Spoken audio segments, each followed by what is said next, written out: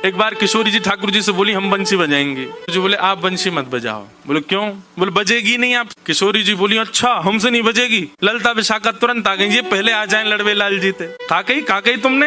बोले मैं यूं कह रहा हूँ कि हमारी श्यामाजू बंसी ना बजा पाएंगी। अच्छा हमारी लाडली जू जब चले ना तो उनके पामन की नूपुर उनकी ध्वनि पे राग रागनी वारे वारे जामे, और तुम यूं कह रहे हो हमारी लाडली जी बंसी ना बजा पाएंगी।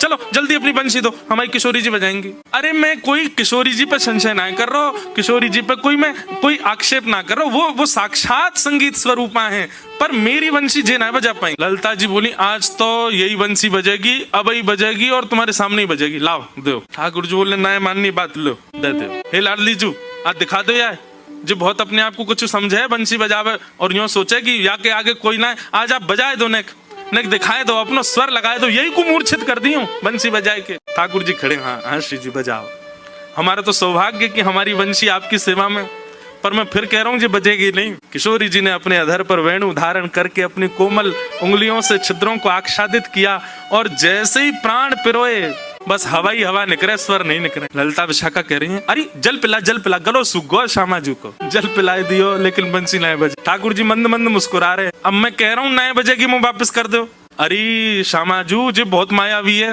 ये अपनी माया ते कछु कर सके, याने जरूर बंसी बांध दी होगी, याने बंसी को टोना टोटका करके बाकी स्वर सबरे अंतर ध्यान कर दिए, नहीं तो हमारी श्यामाजू कोई स्वर को, कोई संगीत के वाद्य को स्पर्श कर दे, अरे स्पर्श मात्र से बजन लगे, ये बंसी क्यों ना बज रही है। ठाकुर जी बोले पहले वंशी वापस करो फिर बताऊंगा। किशोरी जी ने वंशी वापस करी। ठाकुर जी बोले अच्छा एक बात बताओ, आप वंशी को वादन करते समय मन में कौन को चिंतन कर रही? किशोरी जी बोली मैं तो कोई भी वाद्य बजाऊं आपको ही चिंतन करूं। बोले यही तो गलती कर रही हो, ये वंशी जो है ना हमारी अनन्य भक्त है। अनन्य को मतलब कहा होवे एक के अलावा दूसरे को ना भजे, और या वंशी में नित्य आपको ही चिंतन होवे, या वंशी में नित्य आपको स्मरण होवे, ये वंशी आपकी भक्ता है, और आप या वंशी से मेरी भक्ति करोगी तो ये वंशी कैसे बजेगी।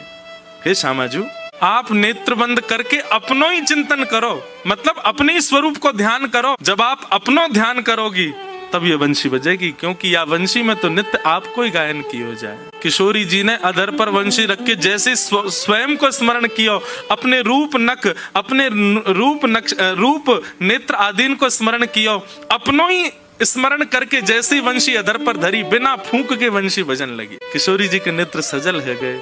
आपकी या अनन्य प्रेम पे ही तो मेरा मन करे कि मैं वारी वारी जाऊं।